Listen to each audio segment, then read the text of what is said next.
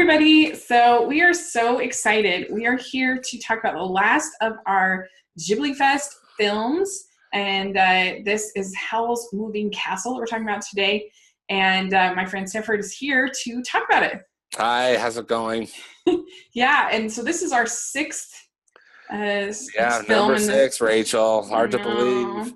So the Ghibli Fest 2017 is over, and I'm really bummed. I know, me too. I'm really sad. Especially, I was doing my little Facebook cover, Twitter timeline art, which I did for 2017 with the year in animation and 2018. And there's some that I'm really looking forward to, of course, like The Incredibles 2 and Isle of Dogs and things like that. Looking forward to those, but there were a lot that I'm like, Yes. I'm like, I need Ghibli Fest. You need Ghibli Fest. I know. Help get me through it. So what were your overall sort of response to watching this film again on the big screen? Well, this is the first time I've seen it on the big screen.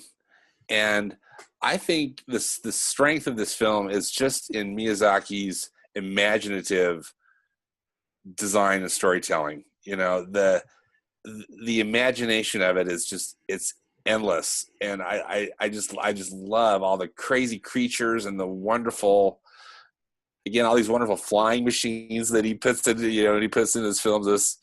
And ultimately a triumph and a happy ending, but I felt like it was just so wonderful to have the experience. And again, the wonderful music by Joe Hisaishi, which I think the soundtrack, every soundtrack of his is a winner.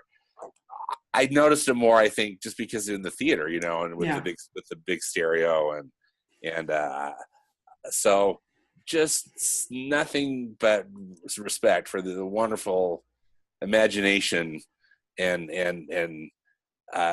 just the amazing visuals of this film.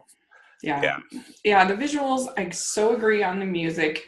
So amazing. And I do really like some of the characters, and we'll talk a little bit more about them in detail. I don't dislike it. I certainly enjoy it, but I do find, and we talked about this, but I do find it a little bit slow. It's slow, and I totally agree. I was really getting sleepy in there, and I think it's just slow. It's pacing. Yeah, and I can handle slow movies. Don't get me wrong. I like them, Yeah, but I sat through all of Boyhood and was wanting more. Right. Was ready for more. And so, but this, it just like, there's some stuff that's slow and it's confusingly slow.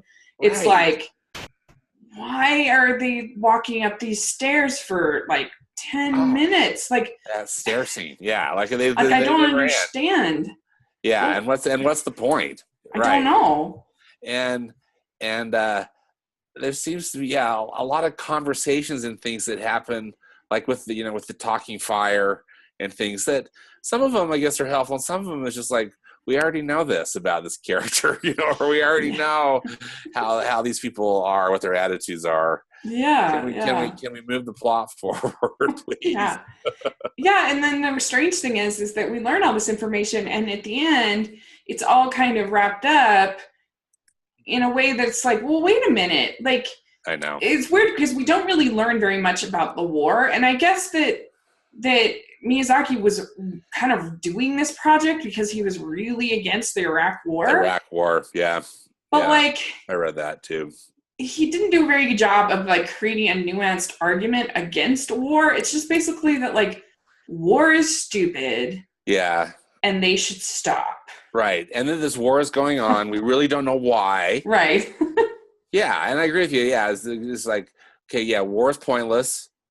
These machines, these wonderful flying machines are just weapons of destruction, and it's just, I know. It didn't necessarily feel heavy-handed, but it just, I'm with you. It didn't have a clear narrative point for me, as on it, other than what you just said, war is stupid.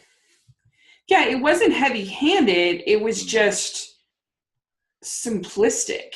It was just like, I don't know. It just didn't have any sort of nuance, like that Nausicaa has all this nuance into both sides. Exactly. I mean, Yeah. I was wishing for Nausicaa again Yeah.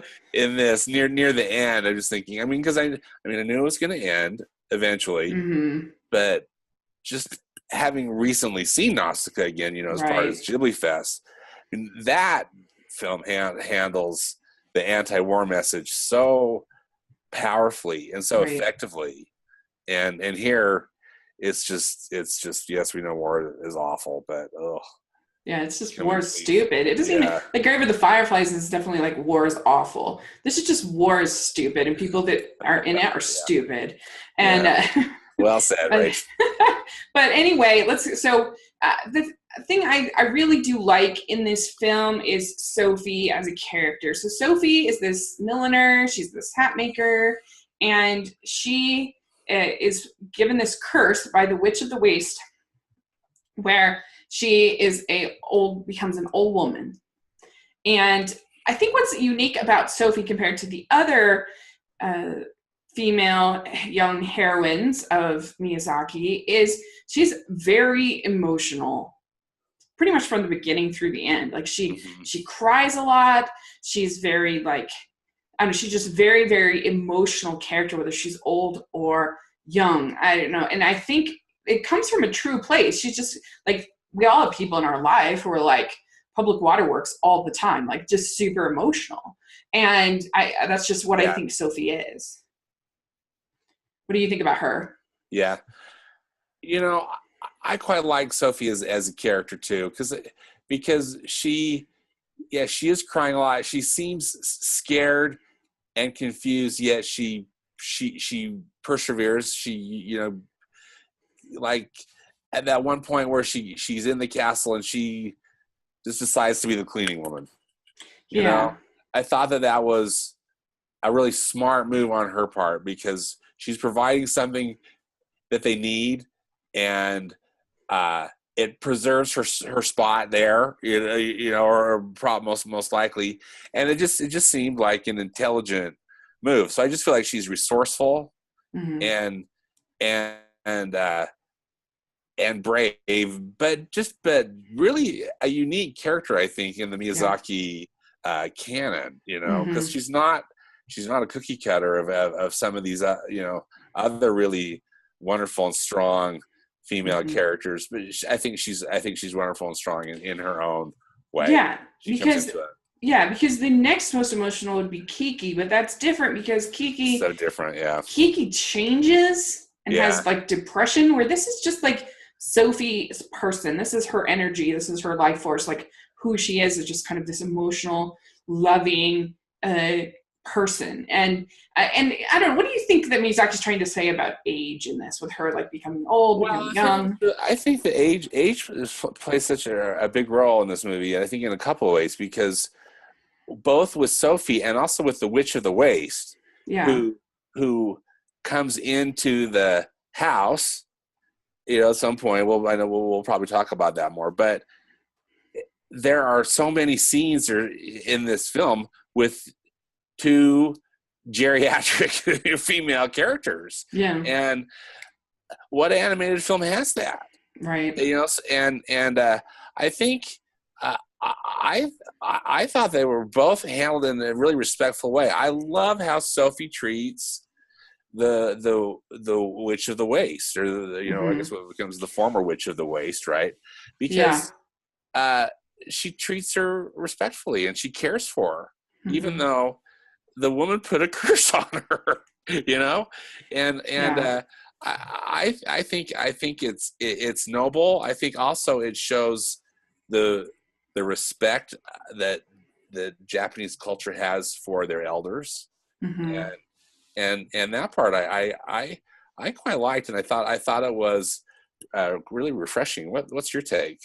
Yeah, I mean, I think that we've seen a lot of older, particularly female characters in Miyazaki, whether it's Ponyo or in pretty much every movie has one. There's certainly in Castle in the Sky. Yeah. There's one. Totoro has the neighbor. There's the neighbor. Yeah. But this is a little bit different because it manages to be the same person. She's still the same person, whether she's young or old. Yes. And which I liked, and it's just kind of a nice message that like we're still the same. I mean, I remember thinking like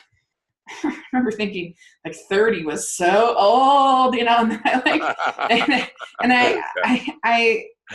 also remember people being like, "Oh, I'm 29 forever," and thinking like that's so lame, and it is kind of lame.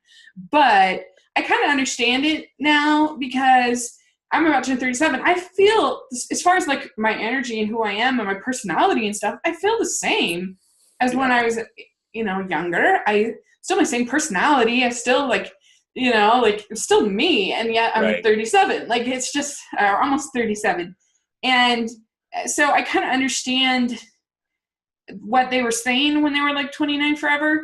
And I don't know, I just feel like this sort of captures that like she's still the same person. She's the same person. Whether she's old or whether she's young. And I kind of like how Howl sort of loves her no matter what. He teaches her with the same way no matter what. And I like that. I thought of this a weird comparison, but in the most recent Ice Age movie, there's this weird plot where the character, one of the sloth character, I can't remember his name, he meets this woman in a woman's female sloth, whatever, in this like fountain of youth.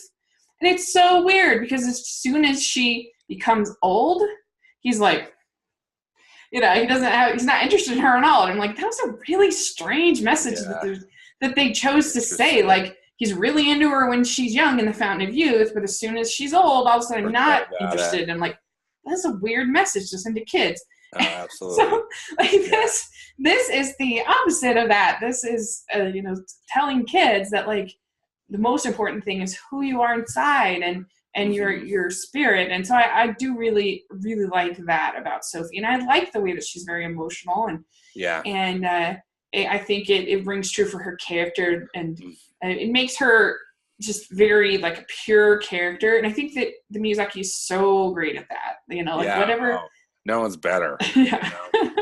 No one is. And so I do think though that the Witch of the Waste is a very confusing character. I don't really understand her. I really wanted to talk with you about the Witch of the Waste. Is she a good guy or a bad guy?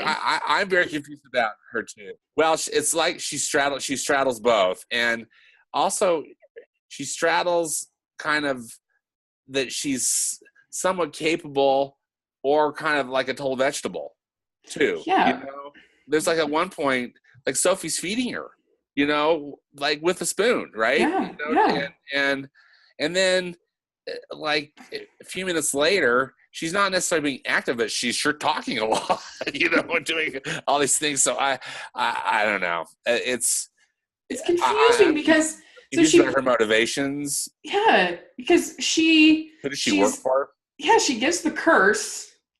Why does she give her the curse? I can't even remember. I just saw it. But she gives her the curse. But she can't break spells. She can only set spells. She can only set the spell. What she says. And she's just like mad about Howl, or I don't know what. I'm very confusing. And then like they walk up to this long stair sequence, and the stairs that never end, as we mentioned. and she's carrying the dog, which is actually Solomon, right? The dog? Well, or yes. Somebody in disguise? I can't remember. Like somebody in disguise, or like Solomon has mind control or something of the dog. Okay. Because at the very end, you know how they communicate with each other? And I'm like, what in the world's that? But anyway. Yeah, so he's very heavy, though. And so they're just like sweating. And by the time that the Witch of the Waste gets up to the top of the stairs, she's just like gone. And she never really recovers completely. Like you're saying, after that, she's just kind of this vegetable. And I don't know, it's just very confusing to me. I don't really understand her character. And so, yeah, if anybody's watching this and you understand the Witch of the Waste, please help. Please help us. Because, I don't get it. Because, again, too, she sets the curse, and then after they go visit with Solomon, Sophie takes her in, which is again so compassionate and admirable, but also just so puzzling. Because again, I just don't know how that whole thing happens. Yeah, because like I think that the Witch of the Waste is like punished by Solomon and made to be this like thing, but like it's just confusing like what she is to begin with, and it's also confusing what Solomon is. Solomon is a baffling villain to me too. I don't understand. I didn't understand any of that. Because, she's like the mastermind, right, of everything. Yeah, and she's like in charge of this war, which we don't know why they're at war. Yeah, the war that we don't know why they're fighting. And she is, I don't know, she's like trying to control Howl and trying to take away the magic. Yeah. And I don't know. It is very confusing. She's super powerful. Yeah, we know that. Yeah. Because she's just like at the end, she's just like, well, this war really is stupid. I can stop it. Okay, well, good. I know. There's that one time too where she like creates almost like that nightmare sequence there in that big hall that they're in. Yeah. Which again, the animation is tremendous. I love to look at it, but it's just like, what's she doing? And other than, is she trying to just destroy Howl, or? Well, and she's like trying to spy on them at one point. There's that bug, right? But why is she trying to? What did they do? I guess is she worried that Howl has the power to like affect the war? Yeah. Or something. I know. The plot is quite convoluted, even though it's so slow. And you'd think that there'd be plenty of time to figure out what's happening. There's not enough information that's presented that helps you through it. I'm puzzled by that too, Rachel, because Miyazaki, is quoted by saying this is his favorite film, and that kind of puzzles me too, because just think, but these other ones are so much better, as far as narrative and things go. I mean, this clearly is very anti-war again, and maybe again it was in context of that, but I don't know. Yeah, I this really is his favorite. That's so weird. Yeah, it's weird. Very I can send you the quote so you can see the source. Huh. I think sometimes like it's just such an experience, like making a movie that like that maybe the creators have a different sort of take on it than the viewers have. But yeah, it's not a terrible movie by any means, but it's just confusing. The Witch of the Waste is confusing. Solomon is confusing. The war is confusing, and whereas like his other films, it's just so clear what is right and what is wrong, and what our characters are sort of going through. And in this, characters are going. Yeah, it just feels like Sophie is put under like pure randomness, and it's almost like it feels like it is paying homage to Wizard of Oz at times, but then it's not. Like obviously, if you have a character named the Witch of the Waste, that's so similar to the Witch of the West, but the Witch of the West is a hardcore villain, like there's no redemption for the Witch of the West at all. Yeah. And this is it's just not that. Yeah. And you have the Scarecrow character. It's obviously trying to mimic Wizard of Oz a little bit, but it's not, and Dorothy is not like, she's an emotional character in a way, but not like Sophie. On the little boy, Merkel. So cute. He's really fun. He's a really cute and a fun and an energizing character. But I'm also wondering, like, why is he there? I don't know. What was so strange in my theater? My theater was laughing a lot. Like, particularly at his character and some other characters. It was very responsive to the humor of the film, which was interesting. Oh, that's interesting. In my theater, yeah. Yeah. Well, it's fun, because again, I like Merkel. I think again, great character design, and you see it on your shirt. He's just so happy. Yeah. And so, just willing to help. He's not a bratty kid or anything. I think he's just a cute kid. Yeah, he's really cute. Why is he there? How's he related to Howl? Well, he becomes that old man, Yeah, then you get the old man when they go shopping or when they go outside. Yeah, which is kind of funny and cute. Yeah, but cute. Yeah, I mean, he's not in my high up on my ranking of Miyazaki sidekicks. I'd put him probably somewhere with Tombo, somebody like that. Yeah. He's certainly not as good as the kid in Castle in the Sky. No. Who I love. I forget his name. He's seen this movie in the sub, not the dubbed. And I do kind of miss Billy Crystal a little bit as Calcifer. Uh-huh. I like him in the dub. Yeah. Yeah, it's a good dub. I was reminded to Pete Docter from Pixar, I believe, supervised the dub, and he did a great job. The character Christian Bale, isn't Christian Bale Howl? Yeah. Mm-hmm. And is it Anna Paquin who's I can't remember? No, they actually have two voices as Sophie, which is interesting because in the Japanese they just have one. Right. They have Emily Mortimer as the young Sophie. Oh, that's right. And Gene Simmons as the old Sophie. Yes, that's right. Okay. Thank you for reminding me. Yeah. Which is an interesting decision, kind of interesting choice, but you definitely then know old versus young Sophie, right? At least as far as the physical appearance goes. But, I like that. And I don't know. I just think Billy Crystal's the biggest difference, though. I really kind of missed. He's terrific.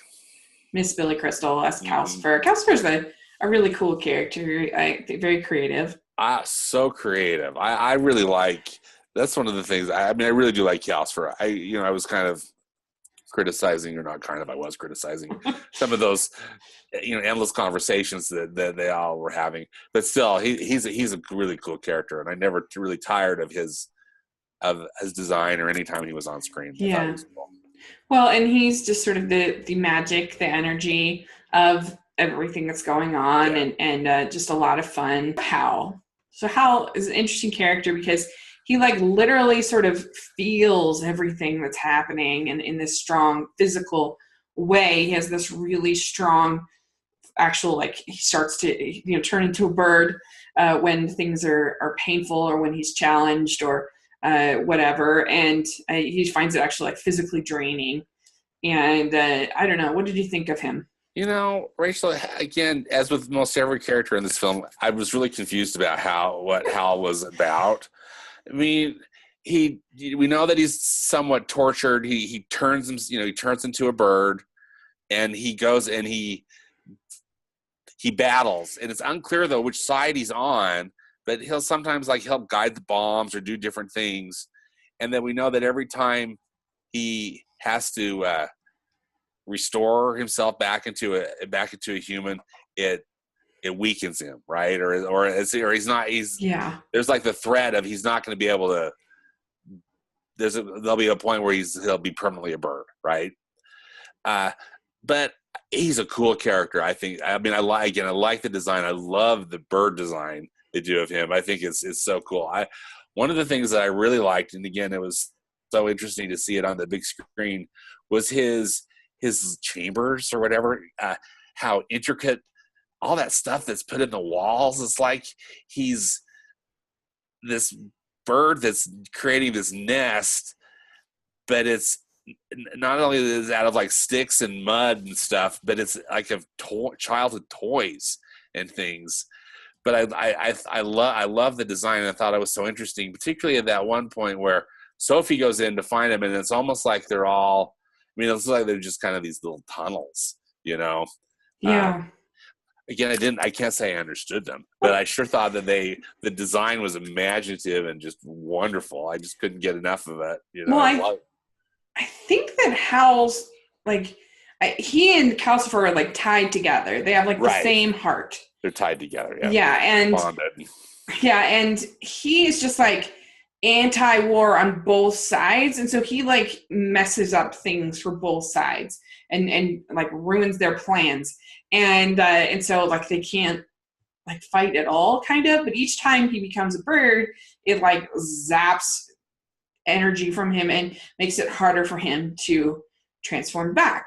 And you get the final scene, kind of when the final act, I guess, where you have literally Sophie pouring Calcifer into the heart of Howl, and that's when they're able to he's able to take that strength, and they're able to I don't know how to finish things off, I guess. I don't know. Yeah, I don't really know either, but I like that concept though, that those two characters are bonded, because again, I think it's really a great example of loyalty, and how Hal and Calcifer are really so loyal to each other. I mean, they kind of have to be because of that heart thing, but still, I just think that's a really great. Yeah, like basically, he's like become a bird, but then like she pours the Calcifer into him, and this makes him like strong, and then they are able to like Hal like wakes up, and him and Sophie, like confirm their love, and that like sets Calcifer free. And like seeing all of this through her like little globe, then Solomon's like, okay, this war's stupid, I'm ending it. Stupid. Yeah. Okay. What sets Turnip the Scarecrow free again? Is it? Oh yeah. So Turnip, like, he was a gentleman or something that had been turned into a scarecrow by the witch. Yeah. And I think wasn't he a prince in the other kingdom? Wasn't that, or am I yeah, I think so. The other one that's in the war? Yeah. And he's like, your love has set me free, or something like that. Yes. Even though Sophie didn't really love him, so it's a little confusing. Again, same thing. I was confused. So I was like, oh, cool. Okay. So he's human. He's been trapped. Yeah. Yeah. But anyway, she sets him free, and so then he goes, and like I said, Solomon decides that the war is done, and then so the war's done, and the Calcifer is back in the new castle, and everything is kind of ends on this happy note, sort of thing. That's just the problem. Like I don't care if it's like super convoluted. There's some real problems, I think, with pacing in this film that really, really drag it out. Yeah, it's kind of like unnecessarily. It's kind of like Blade Runner for me. Like Blade Runner I admire, and I think it's really important, and I admire it very much. But man, I get in there for about 10 minutes. Yeah. And zonk. It's so boring, and I can say it's beautiful, and it has these interesting characters and interesting themes, but the pacing it's just deadly for me. It's just like, I'm so bored, and this captures my interest much more than that, but nevertheless, I think it has sort of some of the same problems. It's very high in messaging. It's very high in emotional characters. It's very high in visuals, just like Blade Runner. And you would never think to compare these two, but it's true. And true. But I know there's just something missing. Yeah. It's just I wish that they had done one more read through of it, kind of like. Yeah, it kind of, for me, again, it's got the Miyazaki magic with the wonderful visuals, and just how clever, endlessly clever it is, but it's missing the magic in some really good, I think, in some really effective storytelling. If you could say that something like Pinocchio is pretty convoluted also, and it's just like they just kind of, there's no sort of method to the madness of the magic, and like why are there all of a sudden anthropomorphic animals out of nowhere, and what's going on? Like there's a lot of things that make no sense. Yeah. But the it's so fast paced, and you don't like have a ton of time to be like, you don't. Boy, it just doesn't stop. Yeah, they never punish any of these characters that are evil. They never, like, unless you're, a Disney snob like me and thinking about these things. Yeah, no, I hear you. You don't. And yeah, I mean, another example would be like Inception is very convoluted, really, when you think about it. But like, you're so enjoying the ride, and it's so fast paced. It's just the ride is so great, and it is. Yeah, exactly. You don't have a screaming clue what's happening, but who cares? Because it's just so much fun, right? Yeah. Look at, and there's enough breaks or slow points in this film where. Yeah, or I was just creating more and more confusion. And I don't know if if they just were so sort of tied to this idea of the messaging maybe too much, and were maybe too focused on that, or who knows, what it was. Yeah. But I always thought, I'm surprised to hear you say that it was his favorite, because I always thought that he came on a little bit late to this one. That's what I'd always heard. I don't know if it's true or not. Yeah. So again, I'll find the source and show you. But yeah, because and it's also, this is it's an adapted story from a English language book. Someone I think from Great Britain wrote the source material that. Again, I think that they focus more on the anti-war stuff. That, from what I haven't read the book, and I can't even remember the name of the book. So, what kind of guest am I, Rachel? I'm not ill prepared. No, you're great. I'm reading here on Wikipedia. It says here Mamoru Hosoda, who's an amazing animator. If you've never seen any of his movies, The Roll Up Through Time, Summer Wars, different things. He's great. He was originally slated to direct it, but his ideas were, I guess, rejected. The film was shelved, and then Miyazaki took over. And so after that, that's where they never had luck with Studio Ghibli, except for Yonebayashi, the director of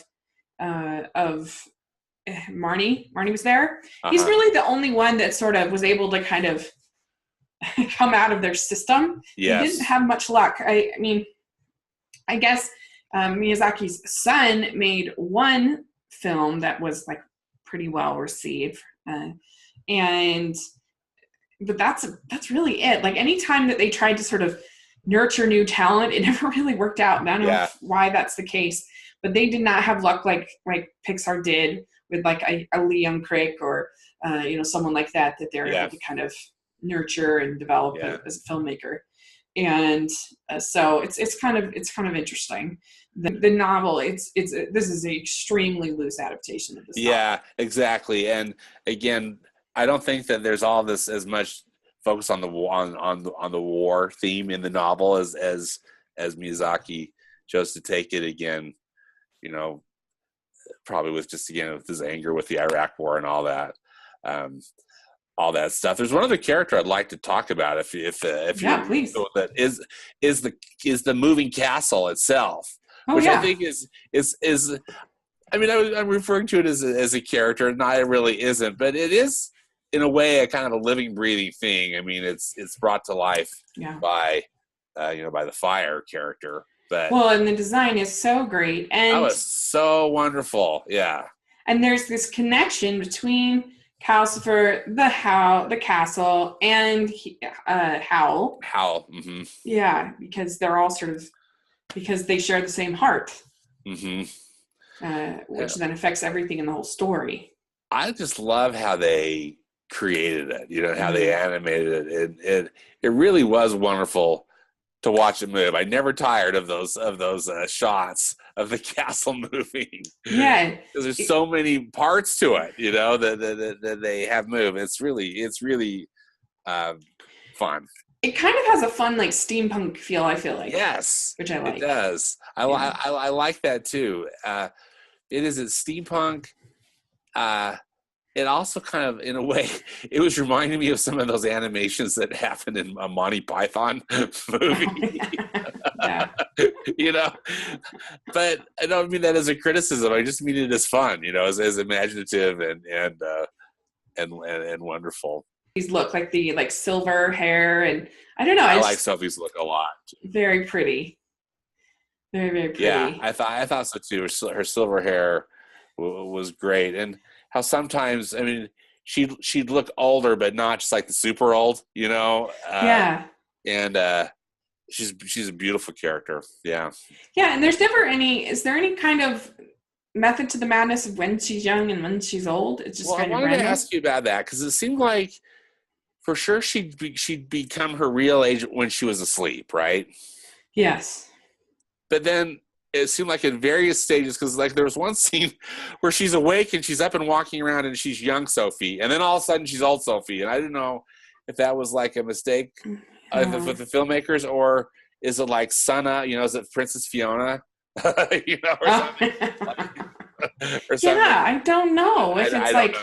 If it's tied to her emotion, her mood, if it's something to do with Calcifer, and I don't know. I really don't. Another one of things that I thought was confusing. If anybody has more insight on this film, please in the comment section. We need help.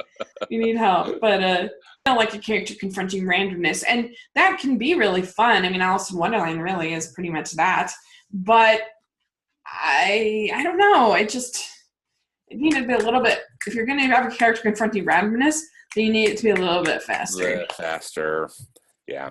Like I said, it's still definitely. I'm glad I saw it. I was still entertained. Me too. And so happy to see it on the big screen. Yeah. And what a treat to see this sub version of it too. I really, really a great experience. And you are so right about the music. Oh my gosh. Yeah. I was blown away. I just stayed throughout the whole credits just listening to the music. Oh, the music is just it's one of his best.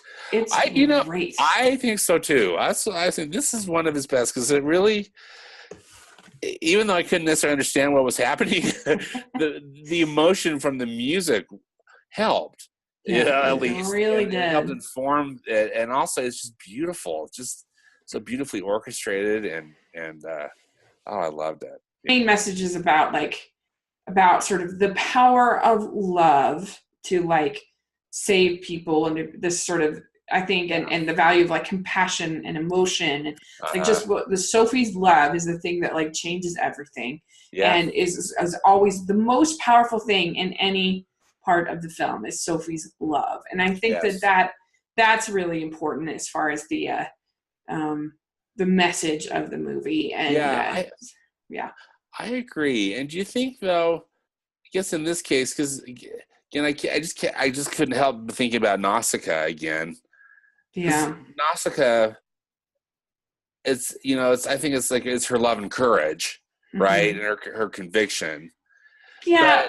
But Nausicaa, she's personally impacted by the war way more than Sophie is. Yeah, that's right. Because Sophie, I agree. Sophie is more sort of I don't know. She's just more there to kind of love and help people. But Nausicaa is she's the leader, and I don't think there's any scenes. Leader. She's the savior. She's the prophesied. And I don't think there's any scenes where Sophie is really a leader here. No, I don't think exactly. She's a key individual contributor, right? But not necessarily asked to lead. But does her love? I guess she saves Howl, right, by her actions. She saves everyone by her actions. Yeah, she saves Calcifer.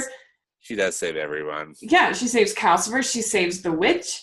She saves, in one way or another, she saves everyone because she's so loving and she's so emotionally true. As far as just she's very responsive to whatever's happening. She's she feels fear. She feels love. She feels, she's just a very emotional character, and that emotional honesty is what saves everybody. And I don't know. It's I don't know. It's an interesting. It's not as complex a character as Kiki, who goes through all these ups and downs, and you're sort of following her. Right. And adolescence, and all these things that are being addressed with Kiki too. Yeah. And even Chihiro is a character that grows sort of more subtly and more quietly as she works, and she loves and throughout that film. So I don't know, it's an interesting character. I like the emotion. I like that she's a character that, because you don't always see that often, like a character that's cries a lot and is very like emotional, still being strong. But you absolutely can be strong and be emotional. As long as it's from a true place. It's not manipulative. A single Studio Ghibli film that for me wasn't worth seeing, and something that was interesting, and something exactly. And so even, if this is your worst film for Miyazaki, which is still, I don't know if it's really his worst, but because I haven't seen The Cat Returns. I still have a couple others I haven't seen. But anyway, if this is one of his worst, that's pretty good. He's got a really great track record. And I feel like I've been really nitpicky, but I think that's also just part of the discussion, to just how we feel about it. But it can't really be helped. So much to like about this film, and visually. Yeah. Well, and in a certain way, like a flawed film, just you have more discussion as opposed to, like with Nazca, I remember we were just kind of like, it's so good. I know. We were just so good. Because it's just so overwhelmingly good. It's just so terrific. Yeah. In every regard, whereas this, and in Nazca, there's also just not the confusion. You really understand where things, where people, where the characters are, and what's happening. Right. So if you were to give this like 1 to 10, what would you give it? What score? Probably a 5.5 or a 6. Yeah. What about you? Yeah, I think a 6 probably is fair. Probably fair, 6.5, something like that. I think that's probably fair. It's definitely, I would still give it a fresh score over 5. Fresh. Yeah. But as you're saying, if you haven't, if people haven't seen it, they should definitely see it, because it's just so fascinating, and again, just so endless. There's just these endless wonders, visually in it. But So expect a confusing plot. Yeah, it is. So what has this experience been like for you, seeing all 6 of these movies, and kind of what sort of stands out to you? Oh, Rach, it's just been the best. It's been so much fun. I liked how they paced it once a month. Initially, I was thinking, I don't know what I was thinking, but it was like, I wish that they were all like one a week or something. But I think once a month was really good. So I thought that was smart to have 6 films, one a month. It's just been such a treat to see them on the big screen, because again, that's my favorite way to view a movie anyway. And so seeing these films that I have liked, or that I've appreciated seeing them on the big screen, I think I'm just in more awe of the greatness of Hayao Miyazaki. is really kind of a long answer to your question. I really have so much respect for his work and for Studio Ghibli. Blown away by the artistry, the music, the experience, the emotion. I loved, getting to see Totoro. That was just something I'll sort of always treasure, that experience particularly, and then coming back and talking about it with you and getting to sort of geek out. These movies has been so fun. And what a special experience to see Spirited Away on the big screen. That was amazing. Amazing. And it's personally one of my favorite movies of all time. So that was really cool. Seeing Nausicaa on the big screen. Yeah. And that was really cool too, because Nausicaa took me a couple of watches to really, I liked it, but it was just a little overwhelming for me.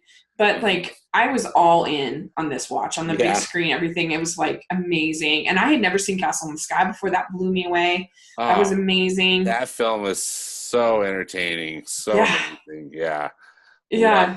It was so good. I loved it. And I don't know, it was just a really, really fun experience. I got to see, we both saw Lupin one. Yes. We did cover it on this We didn't podcast. cover this thing, but that was really fun. So much fun. Yeah. And so interesting, again, to see, a really early work by Miyazaki and to see what a master storyteller he is. Yeah. Unbelievable. And Kiki, I just love that the more I see it. I think it's a movie that's just so emotionally honest. And I think that's what's great about Miyazaki is his characters are just emotionally true. And so you feel immediately bonded. Even a flawed movie like Howl's, I still love that about Sophie and how she's just very emotional and very honest in that emotion. And so I think that he just has a way of writing in that way. And I think that's a very special thing. And I'm just grateful that the world gave us Hayao Miyazaki. And like, I sometimes get sort of, I don't know, like beaten down by mediocrity, where it's like, oh yeah, I don't know. Despicable Me 3, it made me laugh a couple times. It was okay. And then you're just like, right. No, it's not okay. Go watch My Neighbor Totoro, and then, but and then you'll never want to force yourself to sit through some mediocre, thing, with a bunch of bathroom humor, It's just like, ugh, no. and seeing some of these films, it just reminds you of like how great animation can be and how great 2D animation can be and how yeah. I was thinking that with with Howl's too, well, and with all of these films that animation is such a perfect medium to tell these stories that are just so fanciful, and so out there, and even just like really great CGI, it wouldn't work. It just it's this wonderful 2D animation that is just so rich and perfect. For the storytelling. It's such a treat. Yeah. It really is. I'm just so grateful. And so Miyazaki is going to give us one more animated film, evidently. I know. And speaking of, and it might be a CG animated film. Yeah, I heard that. Yeah, so I'm excited to see that because I didn't mean to rip on CG animation either because I love it, but again, there was just something special about the stuff created by Studio Ghibli. It's just the art of it is so unique, and it's just unmatched, really. Yeah, I mean, it's hard to just not feel nostalgic for something, medium that isn't dead. We still get it quite a bit, actually, more than people say. But I don't know. It's just such an experience. And anyway, it's been great. And also always just one of my favorite things this year's been rough for animation, and so I've just been so grateful to have this. Me too. I was thinking the same thing because it's been rough for animation, and I think too it's been rough for a lot of live action films. You know, and being able to at least know, okay, at least one movie this month I'm going to see is going to be awesome, and it's going to be with Studio Ghibli Fest. Yeah, it's very, very true. Very true. It's been such a gift. I really appreciate G Kids. Just a shout out to them. How great they've been to do this. I hope it's been successful for them, and I really hope they'll consider doing something like this in the future. I hope so too. We were talking about with either other Studio Ghibli films, maybe some other international or kind of indie animation. So I would love that. I mean, they still have. I mean, I forget how many Studio Ghibli films there are, but there's still like a lot. Oh, there's a lot. I mean, a lot. Aren't there at least 13? At least I think, or more. So because Takahata has 5, I think. Just him. There's Grave of the Fireflies, Neighbor of the Yamadas, Only Yesterday, Tale of Princess Kaguya. I feel like there's one more I can't think of. And then there's a bunch. So I hope that they do, and either way, it was just a really cool experience. So thanks so much for doing this with me. I really appreciate it. And thank you, Rachel. This has just been wonderful. Thank you. And we'll have to think of something to do in the future for sure. Absolutely. So where can people find you? Well, you can find me on Twitter. I'm at Stanford Clark. I also have a movie blog, which is stanfordclark.wordpress.com. You can find me at Smiling LDS Girl on social media and Rachel's reviews on iTunes and YouTube. And so check that out. And and I have my review for both Olaf's Frozen Adventure and for Coco on my channel. So definitely check that out if you're an animation fan. So thanks again, and hopefully we'll get together again on the podcast soon. Yeah, thank you.